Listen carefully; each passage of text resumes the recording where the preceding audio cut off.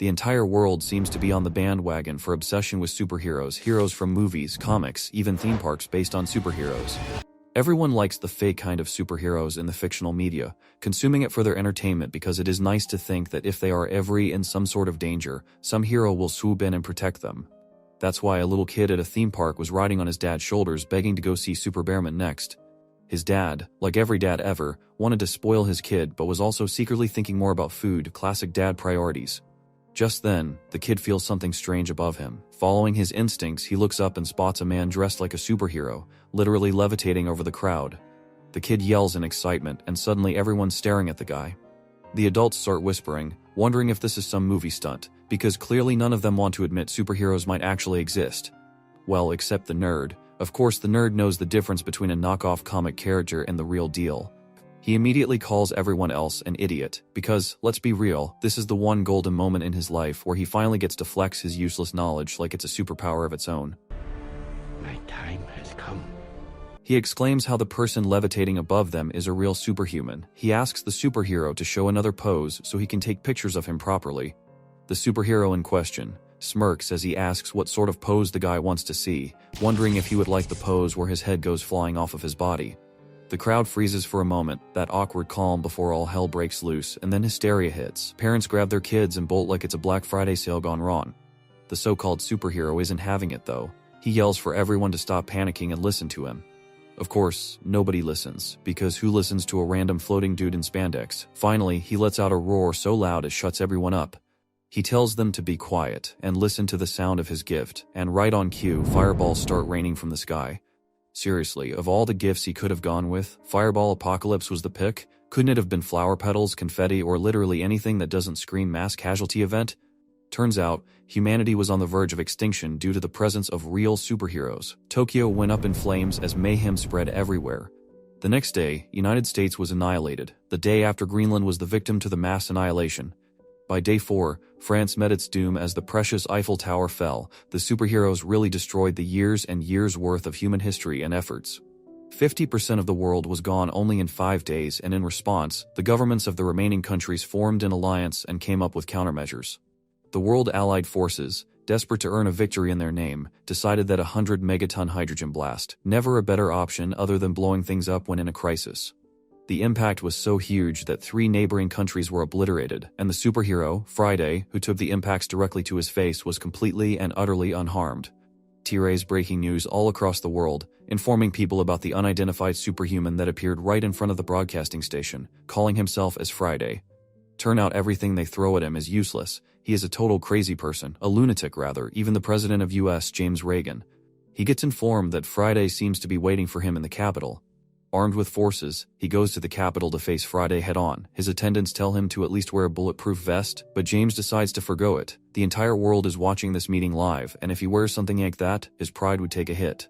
He needs to show confidence at this moment rather than being a scaredy cat. After all, he is going to represent humanity. He steps into the building and shakes hands with the very same superhero who tore up the amusement park. The guy gushes like a fanboy, admitting he was so hyped about this meeting that he couldn't even sleep, like a kid waiting for Comic-Con. James suddenly switches to serious mode, asking him straight up what he really wants. The so-called hero pauses for a moment, then without warning drives his hand straight through James's torso. Turns out what he wants is James's death. Talk about making an entrance. With a smug grin, he wonders aloud how humanity will react when they hear what happened to James. Right then, the security forces rush in, fully armed and ready to protect their president, but their weapons don't even scratch the guy's skin. It's like trying to fight a tank with Nerf guns. The flicks the body of the president away and it falls in front of his attendants with a huge hole in his abdomen as the superhero walks towards the cameras, broadcasting this entire situation to the world. When he was young, his family used to be very poor. I guess it is time for the backstory that tells us why the man turned super evil. He talks about how every day they lived by digging through trash, and then one day his mother got sick. If they had enough money, she could have gotten treatment at the hospital and could have lived. But sadly, they had to say goodbye to her because they were too poor to afford. After that, his father went crazy and then died after getting caught stealing alcohol. In the end, the little kid was miserable and alone, but the world did not care about him at all.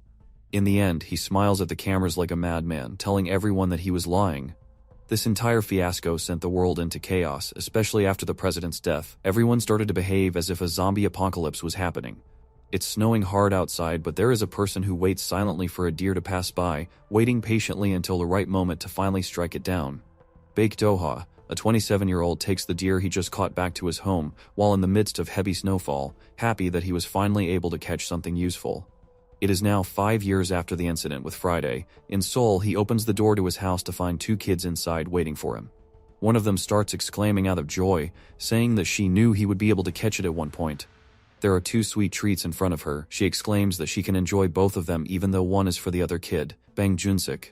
Junsik runs off with the sweets that the girl claims as her now, not wanting her to have his share. It's free real estate. They stumble across another kid's drawing and soon that kid joins in, chasing after the first two. The three of them run around the room like it's recess all over again, while Do-ha just sits back and watches, smiling. After everything that's happened, the fact his house is still filled with the sound of kids' laughter feels oddly comforting. He first met the kids 4 years ago. Back then he was wandering aimlessly, debating what to eat, probably bear meat with ramen, because why not? Totally normal meal, right? As he walked, he suddenly heard voices outside a nearby door, two adults shouting threats, promising to break it down if no one opened up. Do-ha, being Do-ha, casually stepped up and asked if they happened to serve bear ramen stir-fry. Cue awkward silence so thick you could hear twigs snapping under it. Trying to ease the tension, he joked that he thought one of the guys was just a part-timer at the convenience store. The guy didn't appreciate the comedy act and lunged at Do-ha with a hammer. Do-ha dodged in time, and somehow the attacker ended up on the ground, writhing in pain. Honestly, he probably wrecked his own liver in the process. Karma served instantly. Do-ha couldn't help but wonder if that kind of accidental liver shot counted as superhero-level skill. Do-ha exclaims in sarcasm that the part-timer at the grocery store is not very kind, and the other that was with the one on the ground attacks Do-ha as well. It is like they just really want a piece of him. The man seems to be very well built, taking Do-ha by the abdomen, pushing him backwards with force until he hits a wall or something. The guy exclaims happily about acknowledging Do-ha because he is the first one to pull off a double leg on a normal person, but his smile suddenly vanishes as Do-ha has him in a chokehold out of nowhere. Do-ha turns to the guy with the hammer, asking him to take his stupid friend with him and go away. Not wanting to start another fight, the guy simply picks up his unconscious friend who keeps on murmuring about his stupid double leg. Do-ha finally gets his hands on his bear ramen stir-fry. He marvels at it as he hears some voices coming from inside the door, wondering if the bad guys have all left. He enters the door, and whoever is inside tells him not to come closer or he will get hit. It turned out that it was the three little kids that were protecting an unconscious woman. The kids seemed to always be arguing with each other, and as he observed them more and more, he saw how peculiar the three were, arguing with each other but also a team. When one of them tells the other two to stop arguing, they bite back at him. Do-ha steps closer to them, and the three of them continuously hit him with brooms and stuff, telling him to back off. Bong Joon-sik decides to use his baseball talent and swings his broom as if it is a baseball bat, but ends up hitting the other kid. The next step Bang Joon-sik resorts to is lashing on to Do-ha's leg, not letting him take another step forward. The girl still continues on hitting him, telling him not to touch her teacher and to stay away when he bends down to check the woman for any sort of fever. Do-ha notices that the woman seems to be very sick and hands medicine to the little girl, telling her it is a fever medicine and to give it twice a day. He takes his leave saying that he only wanted his ramen and apologizes for scaring them. He also tells Junsik to let go of his leg and the little kid suddenly drops as if on cue. The little girl tells the two boys they need to choose, stay with their sick teacher or go with the stranger who might actually be able to save them. Naturally, they pick Do-ha but try to play it cool, insisting they're not really following him, just happening to walk in the same direction. Do-ha, who never even asked, decides to test their bluff. Every time he stops, they stop. Every time he turns, they turn. It's like a budget game of Simon Says. Do-ha can't help but laugh. These kids are definitely tailing him, no matter how hard they try to deny it. He asks them if they want to go with him and the little kids, tired of walking around in circles in order to follow him, nod in agreement. That is how they have all been living together until now, and as time passed on, he became clear on the fact that they viewed each other as family. He managed to save the woman as well, who also lives with them. She greets him as well, saying that his clothes really got dirty while he was out hunting for food for the family. She tells him that she has heated water for him in the bathroom so he can get to shower. She asks him to take his shirt off so that she can wash, and he shows off his muscles as he takes it off. She marvels at how much taller he has gotten since the first time they met, and turns to Levin wondering out loud what sort of girl is going to get such an amazing guy like him. He blushes, making it obvious that he likes her a lot, and, just that moment, Junsik comes to ask him what life is really about, sounding like a 14-year-old who thinks everything is deep. At night, Do-ha looks out at the dead city covered by layers on snow. Nuna comes to hand him his warm drink. Nothing speaks louder than hot beverage in a cold weather. They talk about how Seoul used to have so many lights from the buildings that the stars used to fade away, but now they get to see so many stars in the sky. Doha exclaims that they can finally relax for the winter because they have enough good and most of the things that they need. But they are also about to completely run out of stuff. He needs to go to the big supermarket even though it is dangerous and is filled with bad people there. Doha tries to calm her down, telling her that he does not think anyone else is around the area other than them, because he doesn't see any footprints for a while now, and since it is Junsik's birthday so soon, he wants to feed him something delicious so he can have a good birthday. Talking like the best bigger brother ever, Nuna suddenly gets emotional, seeing how hard Doha really works to take care of them. Doha sighs, fog coming out of his breath as he says that she and the kids are the first real family that he has ever had. He does not want to do anything to lose them. He smiles, telling her that they should head inside since it is so cold. Nuna, having slight confidence boost, wonders if they are husband and wife, if they are all a big family, and this makes Doha stop in his tracks. Homeboy finally getting a girl even when the humans are going extinct. Nuna immediately disregards what she said, calling it a joke, and Doha wonders why she would joke about something like that, his hopes crushed. The next morning all of them go out of the house, the kids whining about how cold it is. They have a snowball fight as even Nuna throws a snowball at Doha. Doha laughs as he quickly gathers a large ball of snow, sending it towards them as they try to run away from it. They also make a huge snowman and go to the supermarket. Nuna tells the kids to show down and Doha wonders why the branches of the trees around them look weird and broken off. He decides to ignore it as his family goes further in. Back then he did not know exactly what was going to happen in the future. As he walked inside the supermarket, not knowing the fact that someone was tailing behind them, their footsteps visible in the snow. He hands each kid a whistle, and of course Junsik immediately starts blowing his non-stop like it's a free toy at a carnival. Doha pairs them up, Junsik with Youngjae, and Nuna with Seo-A, and tells them to spread out through the supermarket but not to wander onto other floors. If anything happens, they just need to blow the whistle and he'll come running. He also sets a timer, meet back at the entrance in 1 hour. While shopping, Nuna browses the racks, debating whether to grab bigger clothes since the kids seem to be growing up at lightning speed. Seo-A tugs at her, proudly showing off a skirt that matches Nuna's style. Nuna smiles and tells her she looks adorable. The two continue picking out clothes together, slipping into a wholesome mother-daughter moment right in the middle of the chaos. Junsik tells Youngjae to pack up faster, telling him that he was only able to come because of his birthday, and Youngjae tells him to stop whining like a fool as he takes another book. Junsik's bag is overflowing with things, but even then, he has a dumb expression on his face, saying that he did not even take that much food. He can't even hold his own weight because of the weight of the snacks in his bag. Youngjae tells him to stop talking because he can't concentrate with all the yapping. Junsik calls for Youngjae, and when Youngjae turns to look at him out of frustration. Right at that moment, Junsik falls on his side due to the unequal weight, and all of his goods fall on Youngjae. Talk about overpacking. That's okay. They both argue about Junsik being so dumb, and Junsik tries to gather his snacks. One of the cans rolls off and he goes to pick it up and sees a game that he can play on his left. His curiosity takes the best of him, and when Youngjae goes to give him a piece of his mind, he finds that Junsik has completely vanished. Doha looks around for Junsik but, as usual, comes up empty. He keeps wandering through the store, oddly relieved that no one else seems to have broken in yet. Maybe those snapped trees outside really were just from the wind. Still, it feels strange. Such a massive supermarket with shelves full of stock, yet untouched. Did people really leave without taking anything, or were they simply never able to leave at all? Doha checks his timer. It's already been an hour, time to regroup. At the entrance, he finds Seo-A and Nuna waiting, but Youngjae and Junsik are nowhere in sight. He asks about them and Seo-A casually shrugs, saying those two idiots are probably fighting over snacks and lost track of time. Right then, Youngjae strolls in behind her, grumbling that he's not an idiot. When Seo-A points at his bruised face, he snaps back by cursing Junsik. Doha, unimpressed, asks where Junsik actually is, and Youngjae mutters that he thought Junsik had already come back first. Classic. Doha realizes that something is wrong and gives Nuna a weapon to defend herself and the kids, telling her to take the kids to the engine room, which should be fine because he checked just now. He decides to go here. Youngjae last saw Junsik in order to find the little rascal. Seeing Nuna look a bit worried, he jokes that he is only doing something a husband should do. Teasing Nuna just to lighten up the mood, all of them go to look for Junsik, telling him to stop playing around and come out of hiding. After they look around everyone and still not finding him, Doha notices a can of chips that Junsik really likes. Suddenly he hears the little rascal's voice coming from the game room and turns to see the kid playing games.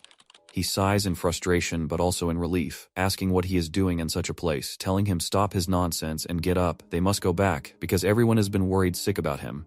Junsik starts whining like usual, upset that Doha banned his snacks for a whole week. He complains that the other guy told him they should play first. That one line makes Doha tense up immediately. Another guy? What other guy? He grips his weapon tightly, all business now, while Junsik keeps rambling about this mysterious buddy he's been gaming with. Noticing Doha's serious face, Junsik nervously asks why he's suddenly acting so scary. He walks around to the other side of the console, and there he is. Friday, just casually sitting there, sulking because he lost again. Apparently, it's his 9th loss in a row. The world's greatest threat reduced to rage quitting over a video game, furious at a little kid who keeps clapping him online. Imagine being humanity's biggest nightmare and still losing to a sugar-powered brat with no bedtime. Doha packs his bags as he informs Nuna that they need to leave this place immediately. Nuna questions him because out of nowhere he is demanding that all of them leave their perfect little home. She asks if Doha saw something at the mart when they went for Junsik's birthday. Doha remembers Friday from the mart when he was looking for Junsik. Friday was sulking on the console because he lost to a 9-year-old, but Doha knew that this guy is big trouble for all of them. Back then, Doha knew that for the sake of his little family he needs to hold on and endure this. Friday called him out and asked what is with the scary look. Just because Friday wiped around 6 billion people off the planet doesn't mean he will dispose off a kid because he is a sore loser. He hates losing, but he isn't a complete lunatic. Friday informed Doha that he promised to play hide-and-seek with Junsik once they were done with the game. He warned Doha to take the kids and run as far as he can go, but Friday won't lose a second game to a little idiot. Back in the present, Doha starts mumbling about how he is the sworn protector of his little family. Nuna wonders what is wrong with Doha after their little trip. Doha doesn't answer. Suddenly the door knocks. Doha rushes to the door, fearful that Friday has already caught them, but the door reveals a huge mountain of presents with a Christmas star on top. Nothing says I will get rid of you like surprising somebody with a million gifts. Nuna questions the gift tree, but Doha just tells her to pack her necessities as soon as possible. They need to leave quickly. The kids start packing up their items too, oblivious to the threat that looms around their little safe haven. A flashback about Doha's life starts. Little Doha sits on a bench watching a kid who screams in joy at coming first in the race. He wonders why the kid is happy. Is winning a race really something to feel this happy about? You guys wouldn't know either. You don't even get up to drink water. Little Doha wonders what makes a person happy. In the distance, a mom tries to calm her son who is crying. She praises her son because he was the coolest kid in the race. The kid explains that he just wanted to come first so his mom would be proud. Little Doha understood then. It was all because he doesn't have a family, so he cannot understand these sentiments. In the present, Doha and his family cross Bampo Bridge. Junsik sings a song on top of his lungs, clearly not aware that he is the little brat that caused this whole fiasco. Young Jae explains that the whole reason they are moving is because of Junsik. He is a bad little boy, so he won't get any presents from Santa. Junsik screams in disbelief, but Seo, casually drops the truth that he won't get any presents either way because Santa is not real. The person who gave them gifts was actually Doha, which is a big shock for a 9-year-old. Doha leads the group through the snow. Nuna asks how long they have to keep going because it is getting dark and the snow is getting thicker and thicker. Doha assures her that once they cross the Han River, they won't have to travel more. They will occupy the first empty house they see there. Young Jae randomly asks about the snowmen on the bridge. They don't look like normal snowmen either, something is off about them. Doha takes one look at the odd snowmen and realizes what is off. The snowmen are all the people who lost their lives all thanks to Friday, but Doha doesn't tell that to the kids. The snowstorm picks up and the kids start complaining about when they will get to their new house.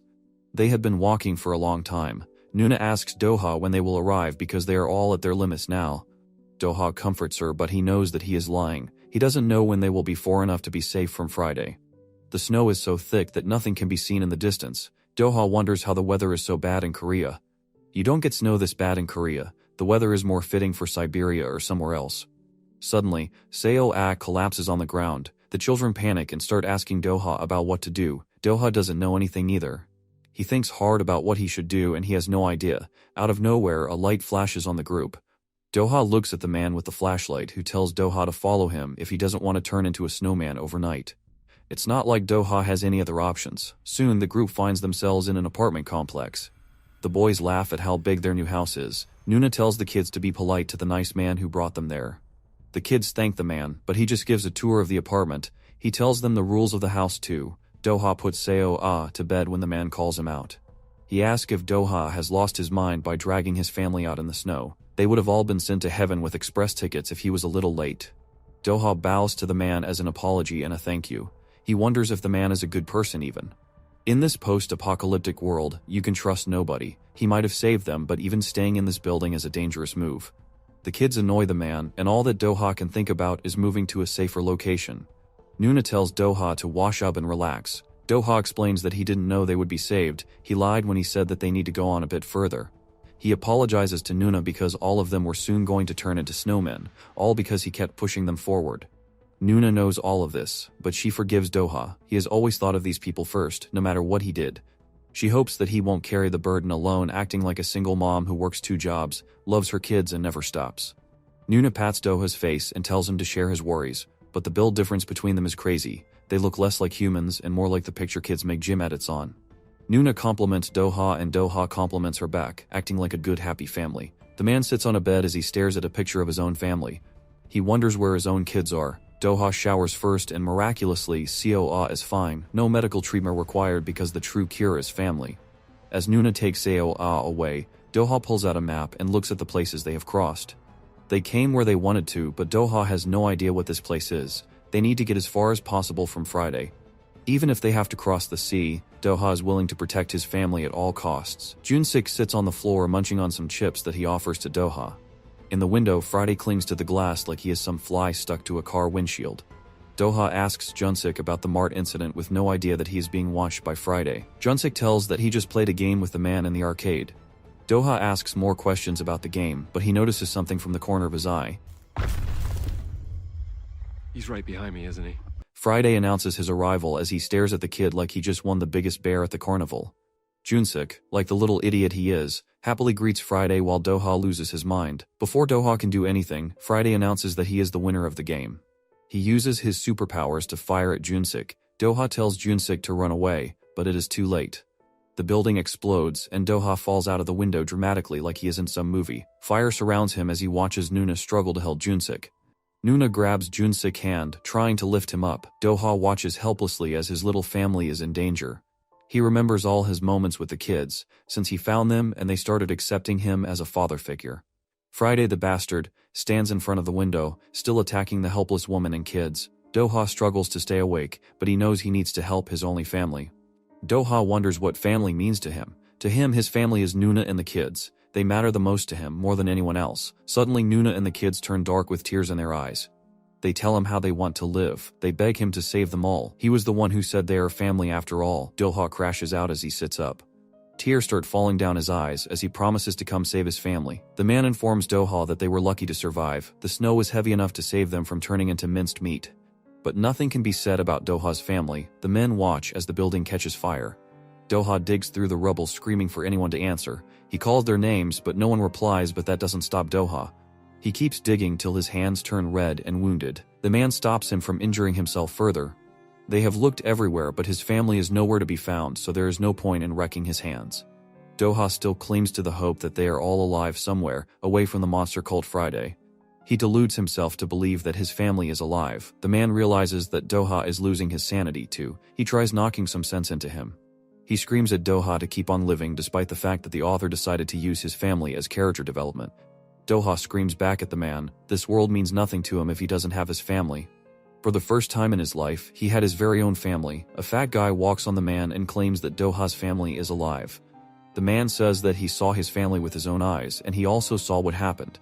Doha looks at the man like he put all the stars in the sky. He walks towards the man hoping that the man would be telling the truth. He asks if all 4 of them are alive, but the man stops him. He laughs at Doha and how gullible he is, but he won't give away crucial information for free. The fat man tells his conditions. He is starving, so Doha needs to bring him food for 20 people. If he gets spicy tuna cans, then it's even better. Like, there's a whole apocalypse going on. The man just lost his family, and all this dude can think of is a whole buffet.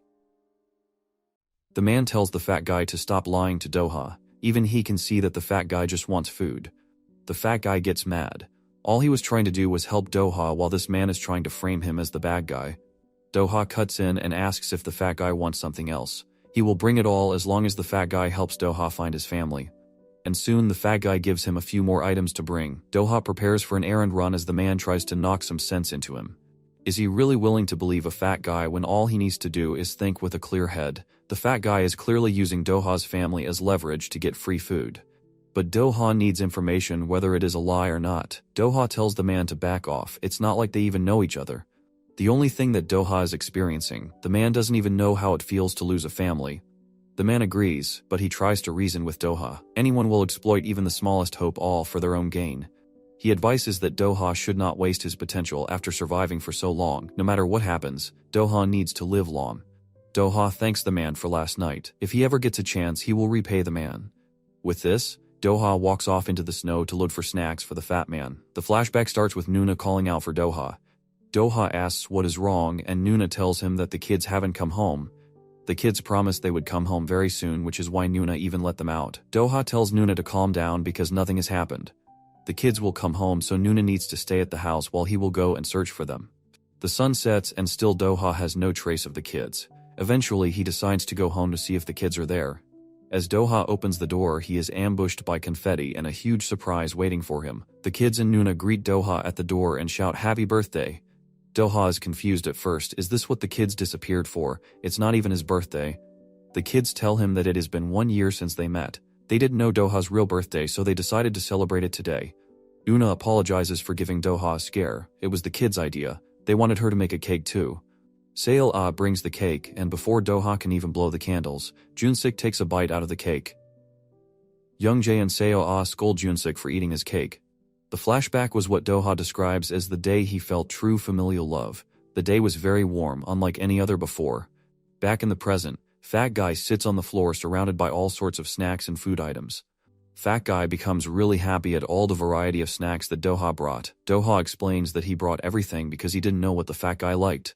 Fat Guy looks at all the snacks with a hungry look that suits a man built like a Discord mod. Doha asks about his family and the Fat Guy tells him to listen very carefully. He explains exactly what Doha saw with his own guys. Friday flew in, crashed into the apartment, and then he disappeared. No new details of his family, no clues whether they are even alive or taken hostage. Doha stares at Fat Guy in disbelief, finally realizing that he got played harder than all of you guys combined.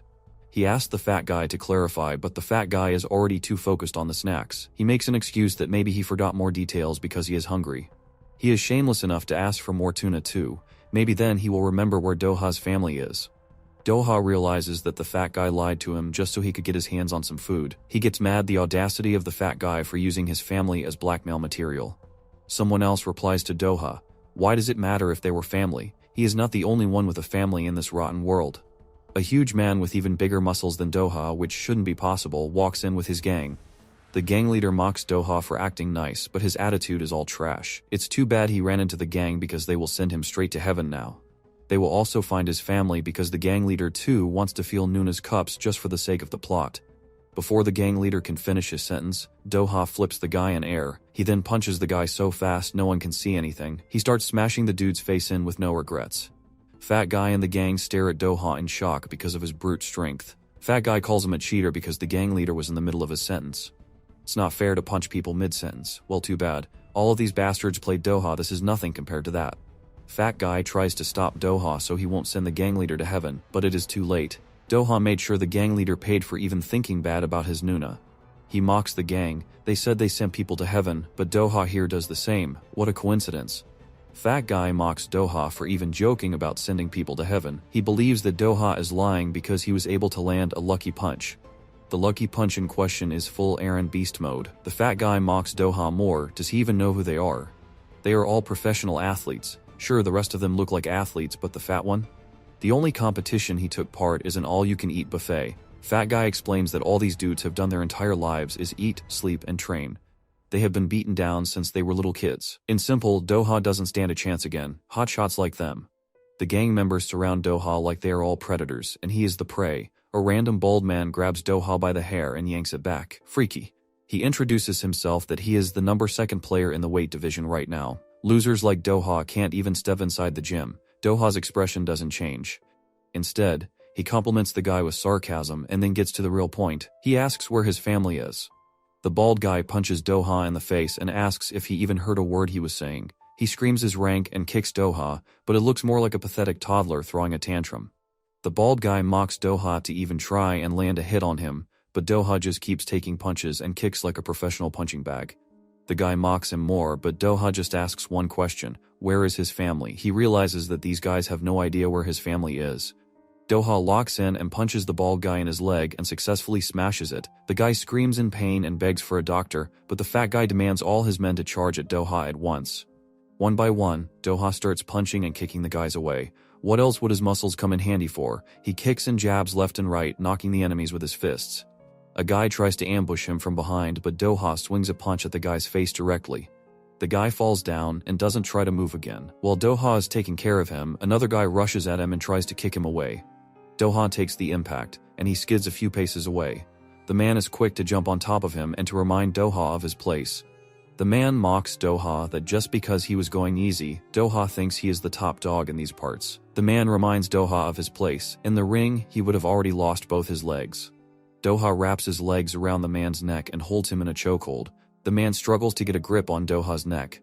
Doha applies a bit of pressure and K. That's another arm gone for the day. Maybe instead of yapping, the man should have focused on Doha. Doha flips the man over and breaks his arm completely. The man screams in pain, but Doha just kicks him like a stray dog. With half the men down, Doha moves to the next fighters. The dudes wonder if Doha is even human at this rate. The men pump each other up and come to playing dirty. They grab whatever they can use as a weapon and rush at Doha. In the corner of the room, they have a few clubs with spikes on them. They use the clubs to battle Doha because even a mad dog cannot last against a lethal weapon. Doha stands his ground. Even with all the advantage, the men knew they had no chance against a beast like Doha. The men had already accepted their defeat in front of Doha, whose only weapons are the will to find his lost family and his bare fists. One by one, the men start chickening out of the battle. The fat guy stares at his men as they make an exit from the fight. Why would they even want to fight a lunatic like Doha in the first place? Fat guy stands in the middle of the room all alone with Doha. He wonders how all these pro athletes lost to an amateur like Doha. None of it makes sense to the fat guy. Doha faces the fat guy alone. He asks what there is to even think about now. The fat guy apologizes, but that is simply not enough. Doha punches the fat guy in the stomach, and the fat guy loses all grip on reality. Doha tells him not to add a sorry like nothing when he was the one who started the fight. The fat guy bows to Doha and apologizes for lying about his family. He lied, but this isn't a crime he should be disposed off for. Doha grabs the man's neck, and the fat guy knows he is done for now. He begs Doha not to dispose him off like some trash. When Doha doesn't listen, he uses the last resort he has. He feeds Doha another clue about his family. Once again, fat guy tells him that they are all alive. Doha smiles, and then his grin turns crazy. Only an idiot would fall for the same trick twice. But not you guys. Even if your crush plays you 100 times, you'll all go crawling back. Doha squeezes, but before anything can happen, the fat guy tells him to confront Friday himself.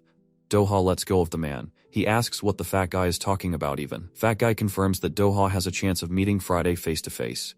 Doha looks up at the heroism church flyer, a new religion popping up even in the times of the apocalypse.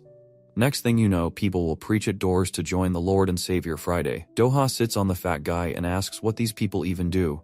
These are the people who worship Friday like he is a god. The leaders of this cult call themselves heroes. But heroes in this time? These people have lost their minds. Fat guy tells Doha that the heroism cult has been recognized by Friday himself.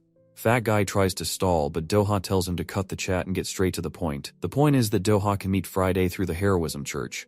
Doha realizes that the fat guy is telling him to go meet Friday's fan club personally. Doha steps on fat guy's fat head as he interrogates him.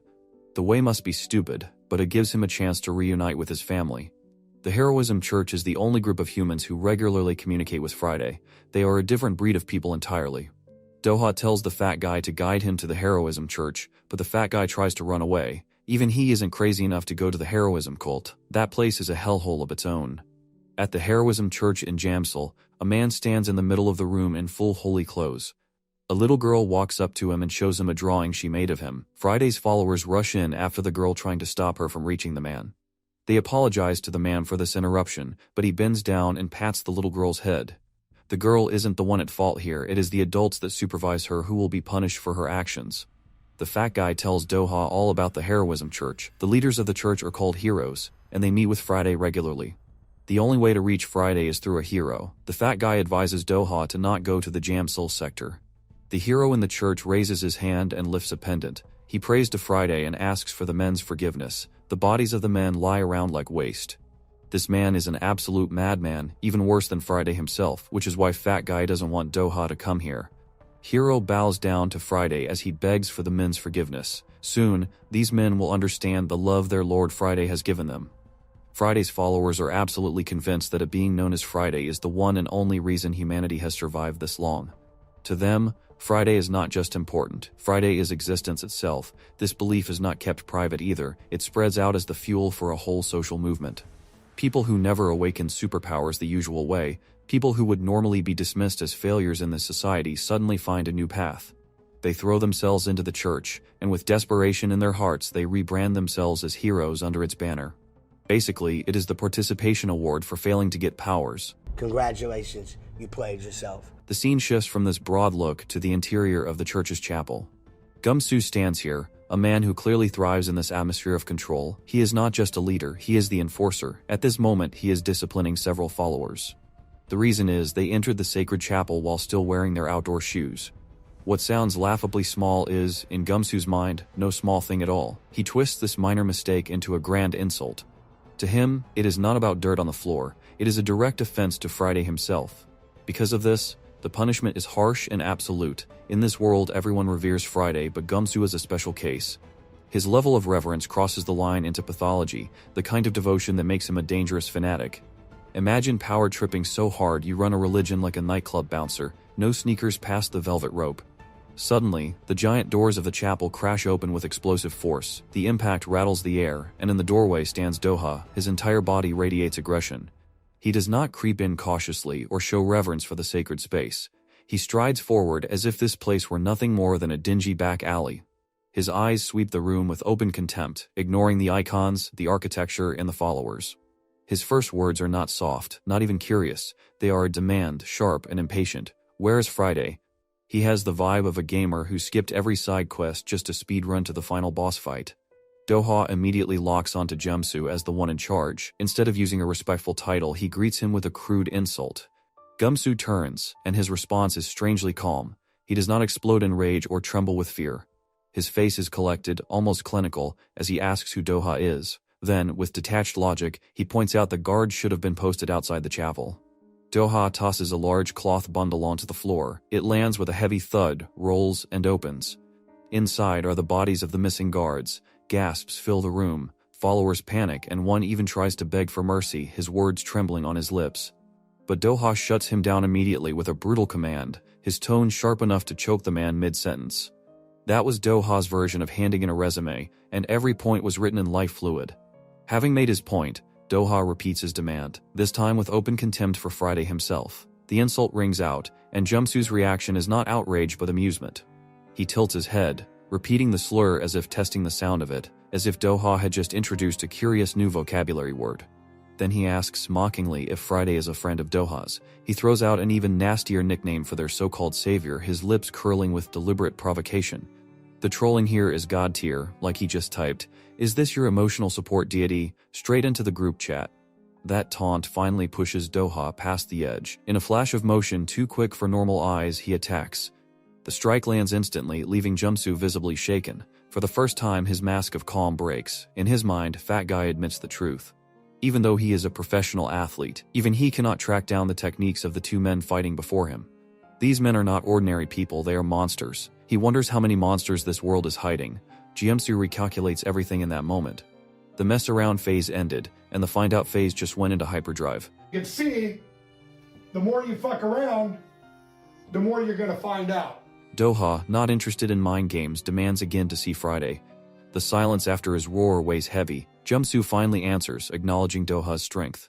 He says Doha does have the bare minimum power required to make such loud and disrespectful demands, but quickly undercuts it by saying it is still not enough. Then, in the most bizarre shift possible, he pivots. He begins talking about a certain species of massive, powerful fish.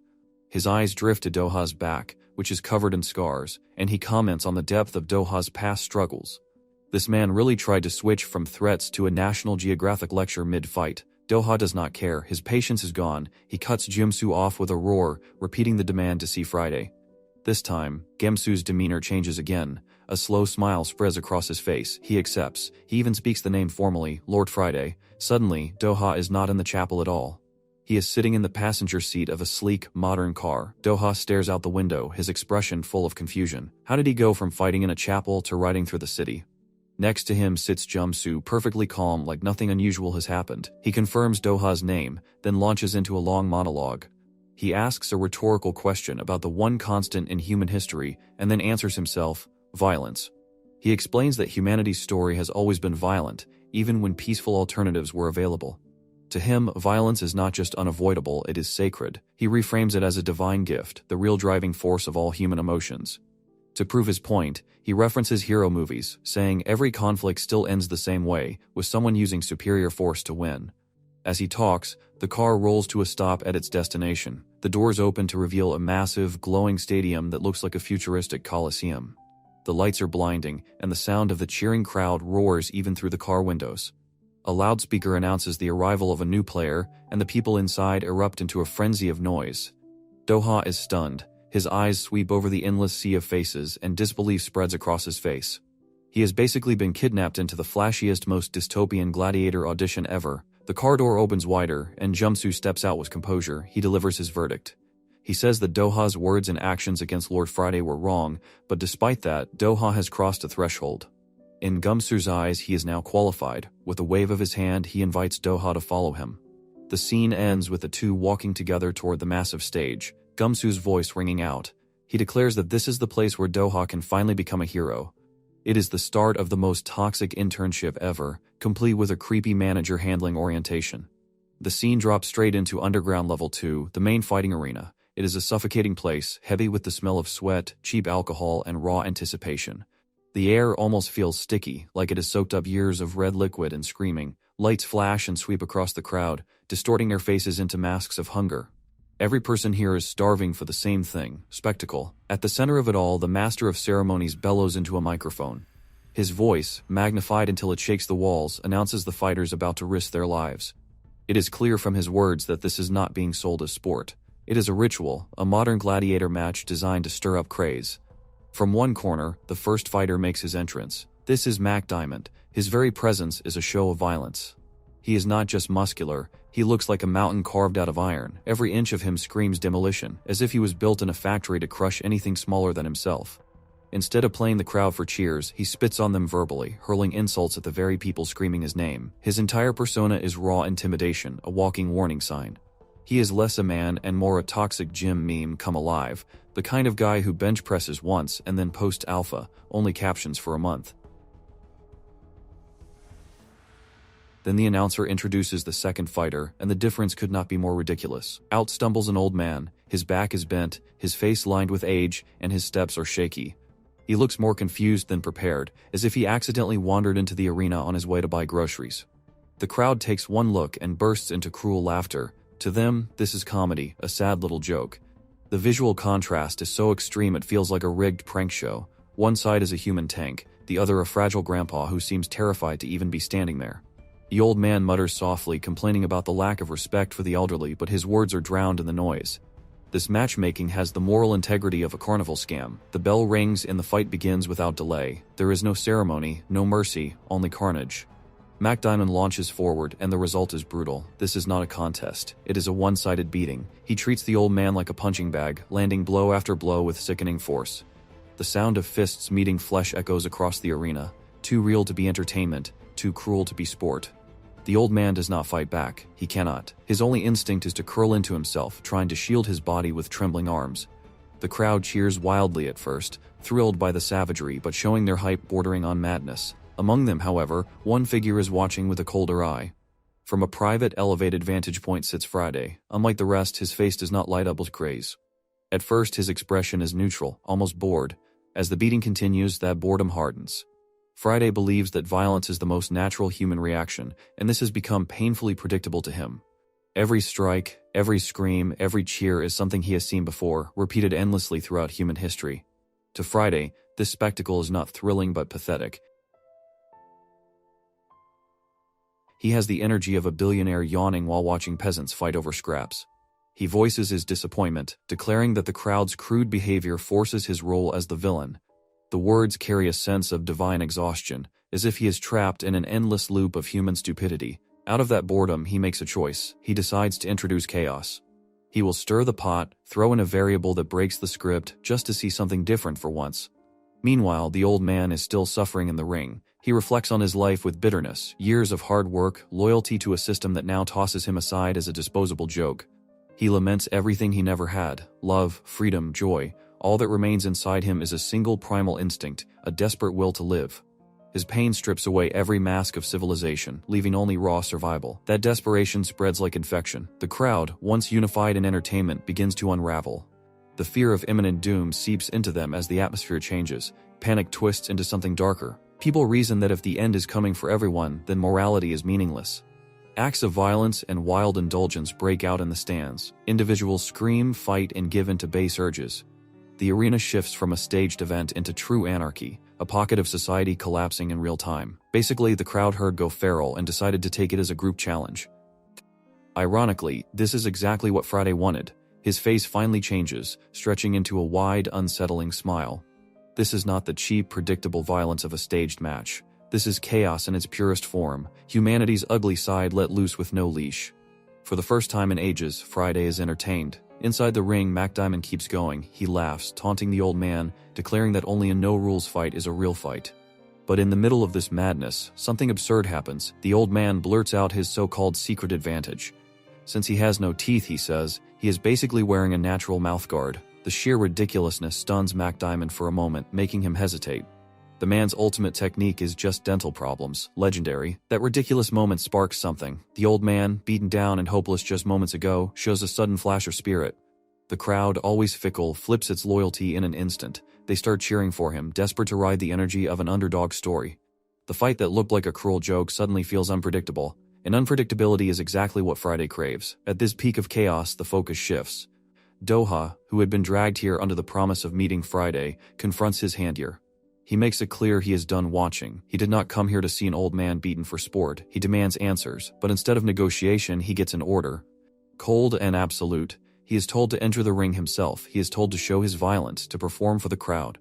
An official steps forward and announces Doha as the next fighter. Doha realizes he's being forced into the role of entertainer, thrown into the spectacle against his will. His new life plan has officially been downgraded to mandatory gladiator intern, which might be the worst career shift imaginable. The scene shows conversation between Doha and the officials of the Jamcell sect.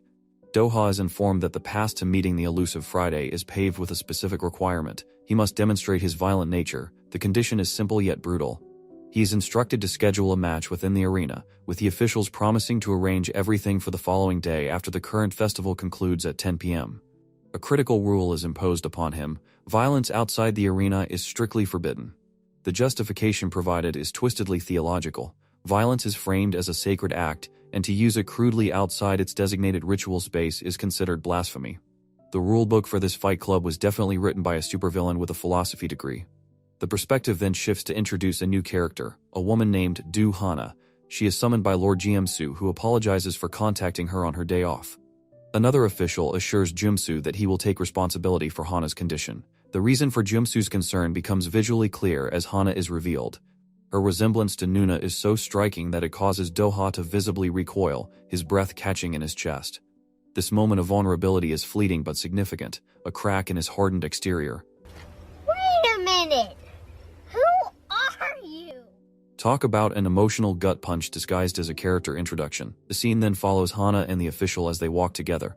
The official expresses a strange form of admiration for Doha, noting that he spent the entire night prior only exercising, even while alone with a woman. The official admits his pride is slightly hurt by this display of absolute focus and clarifies that it is his job to analyze the fighters. He was deeply curious about Doha's motivations and discipline. He almost lets a deeper thought slip, but catches himself, dismissing it as nothing and suggesting they head to the arena. The scene expands to show the massive scale of the operation. Crowds of people line up, willingly maintaining order in a situation that mirrors an apocalyptic scenario. Jamcell sect provided an answer for people weary from the struggle of survival, the pleasure of violence as a form of escape. A debate erupts between characters about whether Jiamsu, who provides this violent entertainment, can be considered a true hero. One character vehemently denies this, arguing that creating an arena for rampant violence is the opposite of heroism. However, another points to the orderly lines as proof of the system's success, so long as the one sacred rule is followed. Doha is processed through the system, referred to as an unknown quantity. The crowd is whipped into a frenzy by the announcer who introduces the rookie fighter, Doha. The atmosphere is hostile. Specific orders are given to ensure the rookie does not leave the arena alive. The match begins, and Doha's fighting style is swift and devastating. He dispatches his first opponent, a fighter named McGregor, with shocking ease. The crowd, initially baying for his life, is stunned into silence before erupting with a mix of shock and admiration. The announcer declares Doha the winner. The crowd's loyalty shifts faster than a TikTok trend. Instead of being relieved, Doha is confronted by the surreal nature of his environment. A cheerful spectator tries to make conversation, celebrating the atmosphere of a place where one does not have to worry about origins anymore. This casual comment highlights the deeply segregated and prejudiced society existing outside the arena's brutal embrace. Doha's victory is not the end. It is merely the beginning of a grueling gauntlet. The crowd chants to crush the rookie, but Doha dismantles every opponent sent his way. Fighters of all shapes and reputations are thrown at him, but he breaks them down one after another. Some are arrogant, charging in with confidence, while others already look half-defeated the moment they step into the ring. None of it matters. Doha reduces them all to the same result, flat on the ground. This visual technique emphasizes the sheer number of fighters he faces and his cold, mechanical efficiency in defeating them. He is not just fighting, he is processing opponents, an unstoppable force moving down an assembly line of combatants. Bro is basically playing a video game on the easiest setting, just mashing the attack button. The audience reacts like a living organism, emotions swinging wildly from bloodlust to awe to disbelief. At first, the chants are mocking, calling him a rookie destined to die quickly, but as his victories pile up, the energy shifts. Gasps of shock ripple through the crowd, followed by cheers that sound almost reluctant. Even those who wanted him gone cannot deny the spectacle he is creating. For a moment, the collective hype turns into something else, grudging respect. Still, the underlying hostility never disappears. Every cheer carries an edge of menace, as if the crowd is desperate to see the moment he finally cracks. Despite his overwhelming success, a crucial figure remains absent. Lord Jumsu does not even bother to watch the matches. This absence speaks volumes. It signifies that Doha's performance, while impressive to the masses, is still below the expectations required to earn an audience with Friday. The officials decide it is time to escalate, to send out a fighter capable of truly challenging the monster rookie. The tension builds with the announcement of the main event. The announcer proclaims the arrival of a popular starfighter, the one chosen to stop Doha's berserk rampage. The anticipation in the arena reaches a fever pitch. Fans scream, stomp their feet, and strain to see the newcomer. The setup feels like the arrival of a true gladiator, a larger-than-life figure meant to embody the spectacle. The final reveal is deliberately anticlimactic and unsettling. The promised champion is not a hulking brute, but a small child. A single, powerful panel focuses on Doha's face, his eyes wide with a mixture of confusion, disbelief, and horror. Doha questions whether he is truly being ordered to fight a little kid. The silence before the crowd reacts is deafening, as though the entire arena briefly holds its breath. Then, like a dam breaking, the mob explodes with manic energy. They roar with craze, screaming for him to crush the child, to beat the little brat to his end. To them, the absurdity of the situation only makes it more entertaining. The crowd's madness feeds on itself, drowning out every shred of decency. In that moment, the true horror of the place dawns on Doha. This is not about sport, fairness, or even violence as ritual. It is about stripping away every boundary of morality and turning it into entertainment. He realizes just what kind of monstrous circus he has stepped into, where the sacred violence he was ordered to display means savagely beating a child for the amusement of a screaming mob. What the hell is even that? The plot twist is a whole child, which is a horrifying level of escalation. Doha looks around in the crowd where everyone is cheering on him to annihilate this little kid. He wonders if the little boy committed some crime for which he is thrown in the ring against a fighter 3 times his size and 10 times his strength.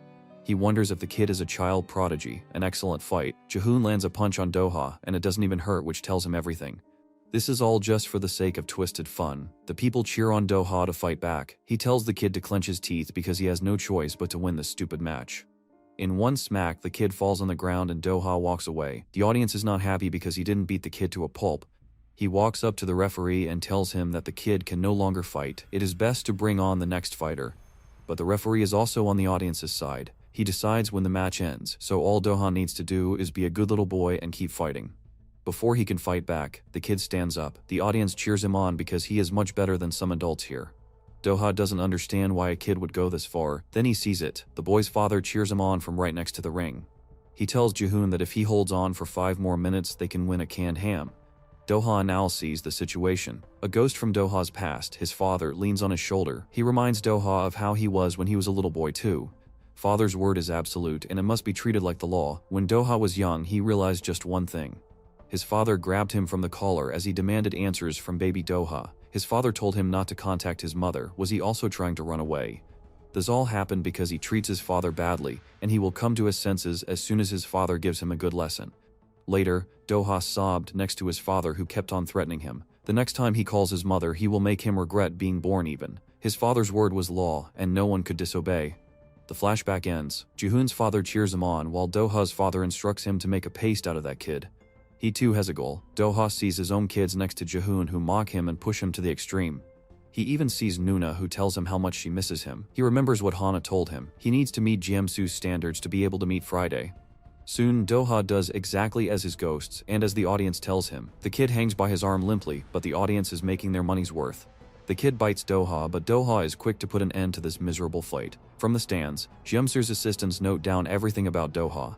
The man himself praises Doha for his bravery because he never disappoints. Hana just looks at Doha, worried for what will become of the man. Doha chants inside his mind that he is different from all these people, especially his father, because he will protect his family no matter what. An announcement rings out telling everyone that it is time for prayer. It goes on to praise Friday for his precious time and claims that they all love him. The audience joins in telling how much they love Friday. Even the little kid, despite how badly bruised he is, thanks Friday for his grace. As Doha pants from exhaustion, the crowd cheer Friday's name. Later, Doha takes shower as his head hangs low from guilt.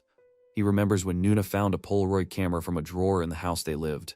She called the kids for a picture and set the camera up. The picture was taken, but it came out blank. The kids complained that maybe the camera is broken, but Nuna showed them a trick.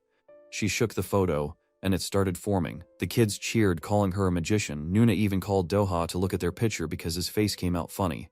This was their first family photo. The flashback ends as Doha starts at the picture. He sulks on the couch as Hana walks out with a drink.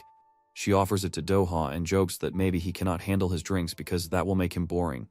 Doha thanks her as she takes a seat from across him. Then he asks when he will be qualified to become a hero. Hana thinks about the match. It wasn't a bad performance, and he fought very well. All he needs to do is keep popping performances like this, similar to the ones where he KO'd the child. Hana compliments him about how well he is holding on so far. By now, a lot of people would have already quit because of how bad the guilt is. Doha assures her that he is perfectly fine. If this match was the standard, Doha can do much worse to other opponents. As long as he can see his family again, he will do anything. Hana offers to tell him a story about Friday and why he has left humanity alone.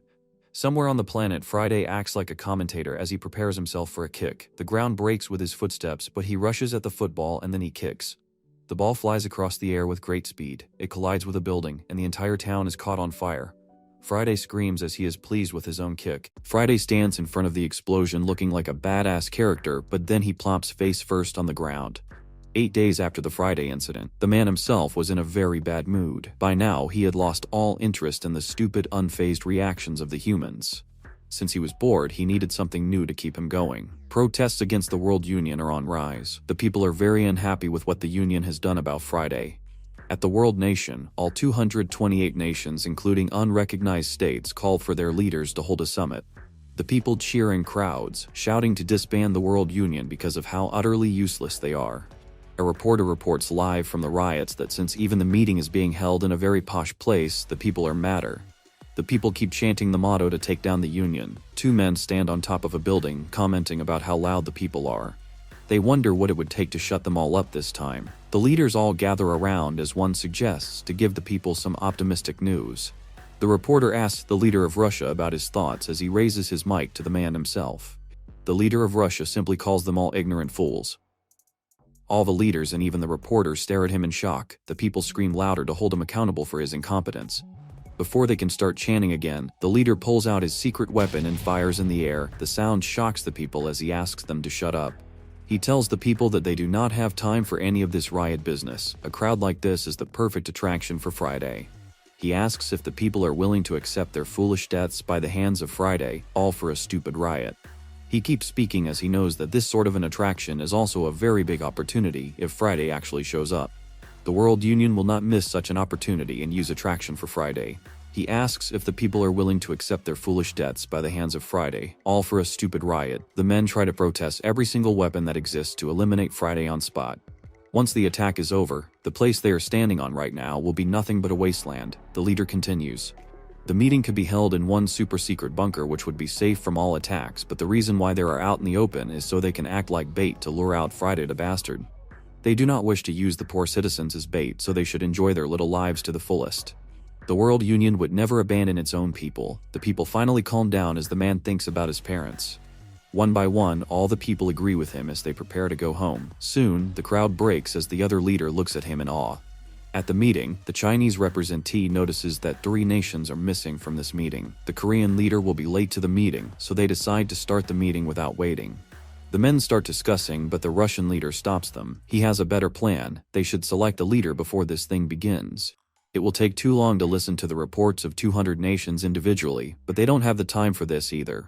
To save time, they need a leader who can make swift decisions and effectively coordinate the poor citizens as bait, so they should enjoy their little one by one. All the leaders agree with the suggestion. Someone suggests Canada as a potential candidate to take over the leadership role. Before he can continue, the Russian leader takes over and declares that he will be the one to lead them all. The other leaders try to argue that a leader needs to be chosen fairly, but the Russian leader cuts them off. His promised motherland has been surrounded since ancient times, so Russia has hidden assets all over the territory. Using those assets, they were able to reduce the impact Friday had. To sum it up, the success or failure of this meeting depends all on Russia's participation.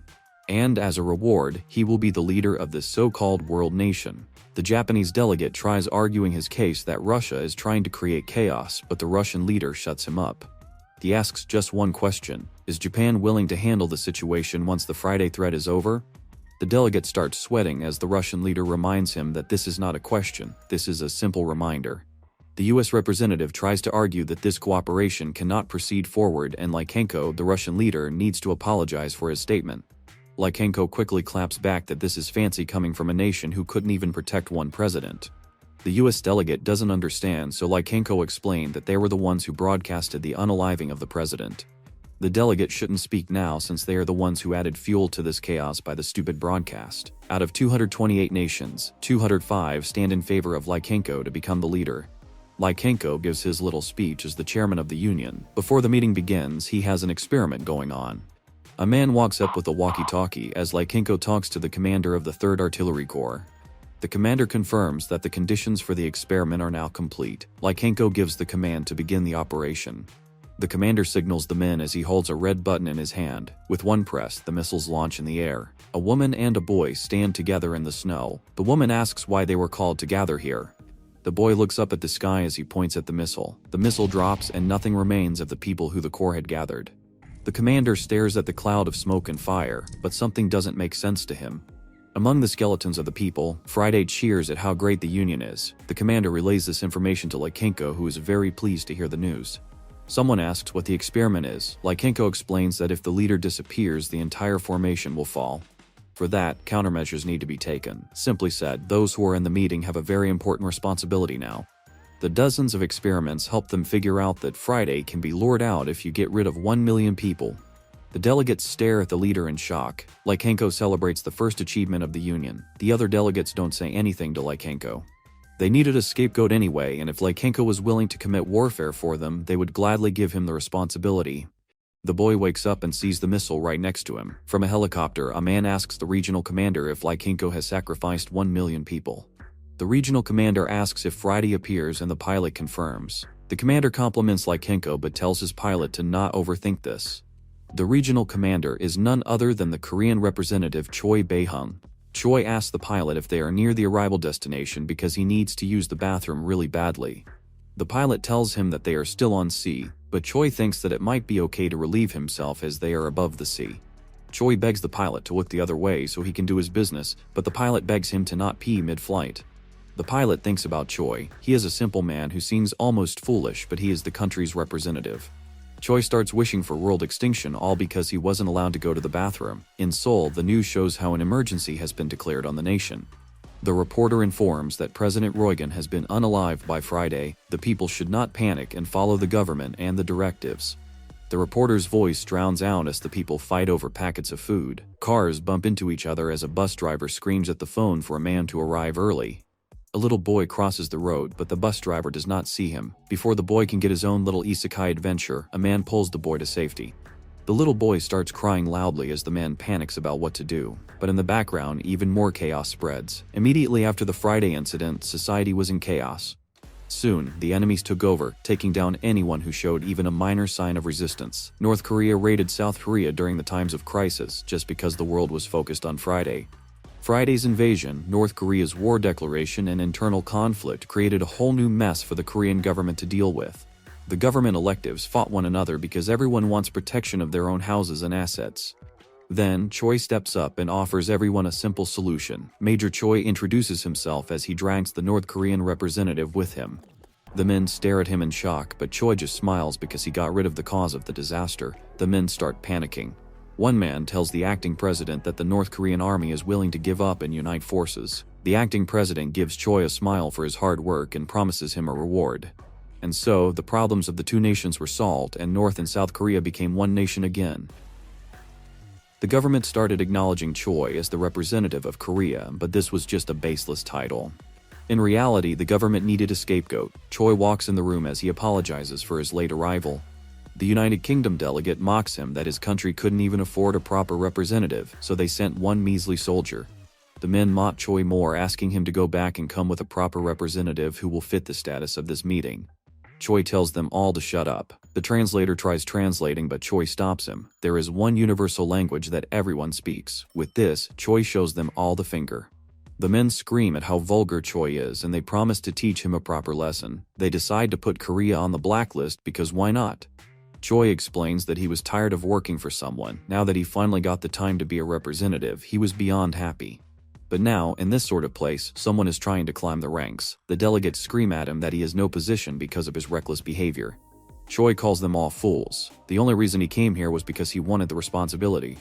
If these senile old fools want some respect, they need to earn it properly. The Chinese delegate tells Choi to behave. If he doesn't have any manners, he needs to have some tactic. He is talking to the owners of nuclear power. Erasing Korea is nothing but a piece of cake for them. Choi doesn't pay mind and asks about the million people. He offers to use his own secret weapon instead. The delegates stare at him in shock, and soon they start cussing him out. Everyone who had gathered for the meeting came with a clear goal, but soon the objective became very muddled. The delegates decide to expel Korea from the meeting, but the chairman steps up. He tells everyone that the jet lag has fried their brains, so they all need rest. The meeting will continue the next day. Someone tries to stop the conclusion, but Lykenko repeats himself with a murderous look in his eyes. The person shuts up immediately. At the end, he offers Choi to attend as the Korean representative in the next meeting. Choi smiles at Lykenko. Doha lies in bed as he comments on the union meeting. To him, Choi doesn't sound all that normal either. He sits up as he asks Hana why she is lying down next to him. She states the obvious that there is just one bed, but Doha proceeds to sleep on the floor. Hana stops him as she begs him to listen to her. From a window in a tall building, Lykenko stares at the city down below. A shadow floats to face him through the window. Lykenko greets the shadow because he was waiting for this very opportunity. Friday floats in front of Lykenko as they both stare at each other. Friday wonders if Lykenko was waiting for him or something, which is very fascinating. Lykenko informs Friday that everything proceeded according to plan. The remaining human population is now just 2.8 billion. Lykenko has already figured out what Friday enjoys, and he has prepared many people to entertain him. He offers his hand to Friday as a sign of partnership. Friday smiles at Lykenko. In the restroom, the delegates wash their hands as they talk about Choi. He soured the mood in the meeting room so quickly. They will teach him a very good lesson once Friday is dealt with, but first, they need to save humanity. Speak of the devil, Choi walks out of the stalls as the delegate quickly shut up. Choi comments that he was glad to have used the break. He was so nervous during the meeting that his stomach hurt. The delegate asks him about his method for eliminating Friday. Choi looks up at the wall, but he doesn't reply. The delegate makes fun of him for not knowing English. Choi replies that the answer is getting freaky. Through war and famine, and even in colonial times, a lot of people got freaky. If Friday isn't getting some huzz, it's because he is either an alien or impotent. The delegate tells Choi to shut up because he is just barking nonsense right now. They need to find out more information about Friday. Their opponent isn't a huge power-hungry organization. He doesn't have any cause, and his intentions are very unknown. If thinking like this would have given them answers, they would have gotten them long ago. Choi jokes that maybe Friday is into old men like the delegate, and since he wanted to save humanity, he can just sacrifice himself. The delegate gets mad and slaps Choi. He reminds him that if it wasn't for this incident, he would be working under an underpaying boss for the rest of his pathetic life. Choi wonders if the delegate said that just to offend him, but this is how most people spend their lives. Still, Choi doesn't mind getting his hands messy. He traps the delegate between the wall, threatening him, and since he was slapped, he will pay back just as much, delegate on both cheeks. The delegate stands stunned, and then he starts begging for security. The bodyguard walks up as the delegate complains about Choi. Even the other NPC delegate starts blaming Choi. The bodyguard asks Choi to step outside with him. He taunts the bodyguard, and the bodyguard threatens him lightly. Choi reminds him that he is a representative too. The bodyguard admits that he is getting bored now. In the beginning, getting strong was all that mattered to him, but then he kept winning and winning. Soon, the outcome was too expected and it meant just one thing. Being strong means you will be bored for the rest of your life. The fight ends before it even began. Choi sits on the bodyguard as he is beaten to a pulp. Choi thinks that this fight is a little unfair. The man was following orders only. Why should he face the consequences of the leader's actions? Leaders give vague orders too because the weight of responsibility changes in just one order. It is hard to find the right answer, but what could the bodyguard even do? Choi gets up and leaves. Even though it is unfair, it is a leader's job to take responsibility, and he is a man who always returns what he owes. He pokes the bodyguard as he tells him not to resent him too much for this fight. Choi talks about some jelly-like sound as his fingers linger near the man's eyeball. The bodyguard remembers that he had forgotten something. The moment he broke down, he heard a roar during his deployment. From that day on, he became very afraid of that sound. That was the sound that told him that he was on the brink of life and death. The bodyguard starts to cry as Choi screams at him. He passes out, giving Choi a good laugh. He admits that he didn't think this trick would work at all. The bodyguard was actually a pure man despite how beefy he looked. The delegate stares at Choi and his fallen help. He knows that from all the people he met, Choi has to be one of the craziest. Choi stands in the elevator next to the two delegates. He laughs that things are much better now that both men have apologized. He wishes the men a good night as he leaves the elevator. Just as he steps out, his foot collides with a head. This head belongs to none other than the chairman Lykenko himself. The delegates stare at the head in shock as Choi makes a straight face. Friday walks through the corridors admitting that he is very angry right now. The delegates hide behind Choi, begging him to protect them from the bastard. Choi looks at them confused because how the heck is he supposed to fight against a literal god?